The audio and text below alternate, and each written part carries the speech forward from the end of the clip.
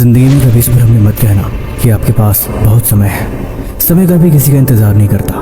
आपको सुबह 10 बजे उठने हो या सुबह 4 बजे उठने हो, समय आपके लिए कभी नहीं रुकेगा। आपके पैरों में दर्द हो रहे हो या आपके पेट में दर्द हो रहे हो, समय कभी आपका इंतजार नहीं करेगा।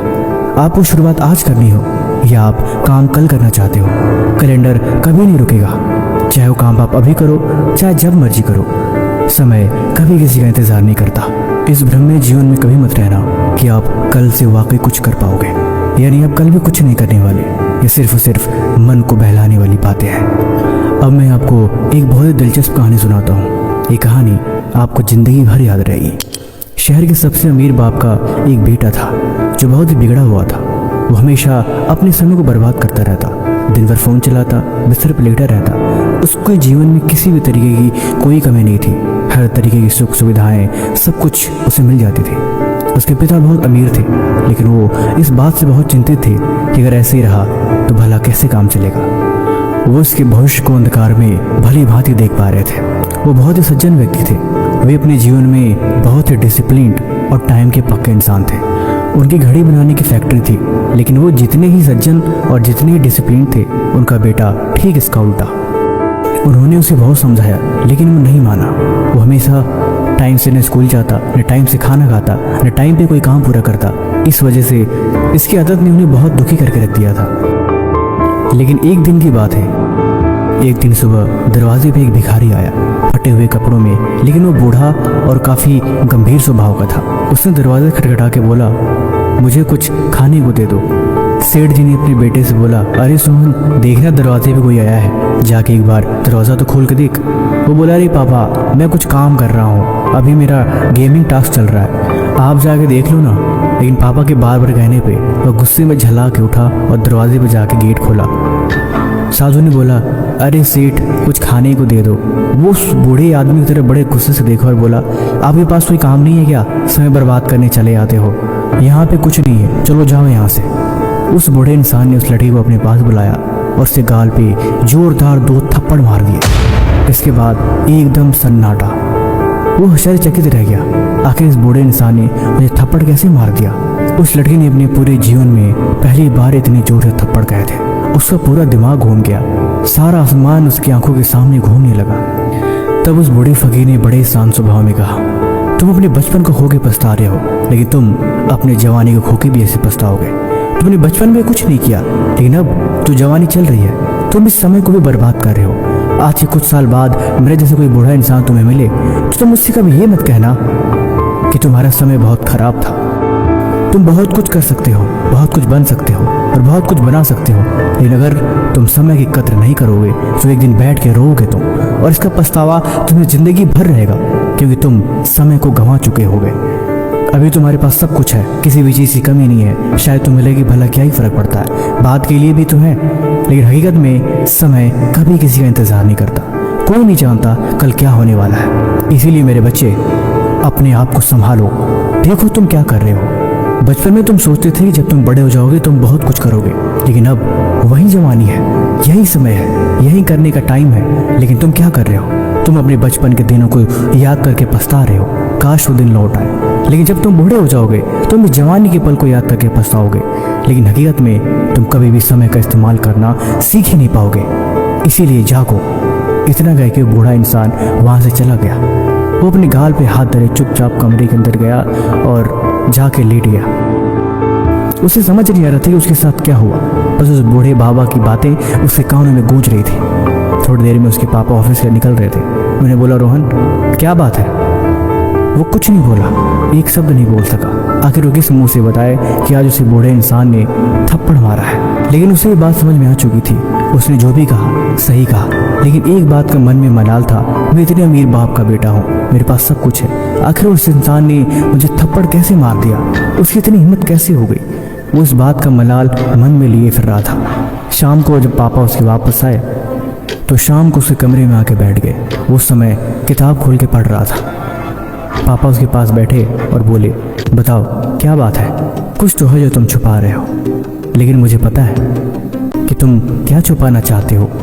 उसने आश्चर्य की नज़रों से देखा और बोला, आपको कैसे पता कि मैं क्या छुपा रहा हूँ? फिर उस मालिक ने कहा, क्या तुम उस बूढ़े आदमी की बातों से परेशान हो या उसके थप्पड़ से? उसने पूछा, आपको कैसे पता ये सारी बातें, आप मुझे बताइए। तब उसके पिता ने कहा, जीवन में तुम एक बात हमेशा याद रखना, जो बातें तुम्हें सोचने पे मजबूर कर दे उस बातों को कभी नज़रअंदाज मत करना, क्योंकि उनमें जरूर कोई ना कोई तुम्हारे लिए सबक होती है और वो सबक तुम्हारी ज़िंदगी बदलने के लिए काफ़ी होते हैं। आज के ठीक 1 महीना पहले मैं मंदिर की तरफ से गुजर रहा था। मैं मंदिर में भगवान के दर्शन करके निकला तो मेरी घड़ी गिर गई। मैंने उस समय कुछ ध्यान नहीं दिया, मैं चुपचाप आके गाड़ी में बैठ गया। तभी मैंने देखा यही बूढ़ा इंसान दौड़ते हुए मेरे पास आ रहा है और बोला है, बाबूजी बाबूजी दरवाज़ा खोलिए। मैं हैरान कि आखिर इसे क्या चाहिए, शायद कुछ पैसे रुपए चाहिए होंगे। मैंने जेब से कुछ सिक्के निकाल के इसी तरफ इशारा किए, लेकिन इसने कहा, नहीं नहीं बाबूजी नहीं, मैं आपको कुछ देने आया हूँ। मैं हैरान कि ये भला मुझे क्या देगा। तब तक उसने अपनी जेब से मेरी घड़ी निकाली और बोला, ये आपके हाथों से गिर गई थी, मैं उसे उठा के ले आया हूँ, आप इसे रख लीजिए। मैं हैरान रह गया क्योंकि ये घड़ी सबसे कीमती है और मेरी फेवरेट है, लेकिन उस समय पता नहीं क्यों मुझे मेरी घड़ी देखकर बिल्कुल भी खुशी नहीं हुई। मैं उस आदमी को बड़ी हैरान नज़रों से देख रहा था कि इतनी कीमती घड़ी लेके मन में ईमानदारी और वफादारी का दिया जला के ये इंसान घड़ी को मेरे पास ले आया है। मैं उस समय तुम्हारे बारे में ही सोच रहा था, लेकिन मैंने उस आदमी से कहा, अरे बाबा आपका बहुत धन्यवाद, आप ये घड़ी मेरे पास लेकर आए। फिर मैं उसको जेब से अपने कुछ और ज़्यादा पैसे निकाल कर देने लग रहा था। उसने कहा, नहीं नहीं मुझे कुछ नहीं चाहिए, मैं तो बस आपको एक घड़ी देना चाहता हूँ। मैं बड़ा हैरान था। फिर मैंने कहा, नहीं आप ये पैसे रख लीजिए, मैं बस आपको देना चाहता हूँ, मैं बस खुश हूँ। फिर उस आदमी ने उस पैसों को जेब में रख लिए और बोला, आपका समय बहुत कीमती है, मैंने आपका समय बर्बाद किया है। मैंने कहा, नहीं नहीं ऐसी कोई बात नहीं। फिर उस इंसान ने कहा, जीवन में अगर कभी ज़रूरत पड़े तो मुझे ज़रूर याद कीजिएगा। मैंने सोचा भला इससे मेरी क्या ज़रूरत पड़ेगी, लेकिन ठीक 4 दिन बाद जब तुम्हें समझाने के बाद भी तुमने कोई जवाब नहीं दिया, तब मैं उस आदमी के पास गया और अपने सारा दुख उसे बता दिया। फिर उस आदमी ने जो बात बताई मेरे होश उड़ गए। उसने कहा, आज के 40 साल पहले मेरे पिता ने मुझे ऐसे ही समझाया था, लेकिन मैं उनकी बात नहीं माना और मैं यूं ही बस अपने समय को बेफजूल कामों में लगाता रहा। और आज ऐसी स्थिति आ गई है कि मैं चाह के भी कुछ नहीं कर सकता, लेकिन मैं आपसे वादा करता हूँ कि मैं आपके बेटे को सही रास्ता जरूर दिखाऊंगा। मैं कोशिश करूँगा कि मैं अपने तजुर्बे से उसे सही राह पे लेके आऊँ। मुझे अपने बाप को थप्पड़ आज भी याद है, लेकिन उस थप्पड़ को मैं गलत दिशा में लेके घर छोड़ के निकल गया था। लेकिन अगर मैं उस थप्पड़ को अगर सीरियसली लेता तो शायद आज मैं कुछ और होता। तब मैंने कहा, नहीं वो गंभीर है, लेकिन मुझे उम्मीद है कि उस थप्पड़ को बर्दाश्त कर पाएगा। अब धीरे धीरे 20-25 साल बीत चुके थे। वह लड़का अब जीवन में समझदार हो चुका था। वो अपने समय की कद्र करना सीख गया था। अब वो टाइम से उठता, टाइम से अपना काम पूरा करता और हमेशा अपनी चीज़ों को लेके फोकस रहता। अब वो अपने मन को कभी नहीं भड़कने देता, क्योंकि उसे वो थप्पड़ हमेशा के लिए याद हो चुका था। दोस्तों, समय बहुत कीमती है। इससे ऊपर आपने न जाने कितनी वीडियो देखी होगी, कितनी बातें सुनी होगी, लेकिन हकीकत यही है कि समय कीमती है। समय से कीमती इस दुनिया में कुछ भी नहीं है। लेकिन अगर आपके पास कोई खास जीवन में मकसद नहीं है, कोई गोल नहीं है, तो आपको आलस आएगी, और जब आप आलस आएगी तो आपको खुद ही नहीं पता होगा कि आपको अपने समय को लगाना कहाँ है। अब हमेशा कंफ्यूज रहोगे और आलस की वजह से हमेशा अपने समय को बर्बाद करोगे। इसके बगैर कभी बात नहीं बनती। इसलिए ज़िंदगी में जब तक आपकी कोई गोल निर्धारित नहीं हो जाता, तब तक आप अपने समय की कद्र करना सीख ही नहीं सकते।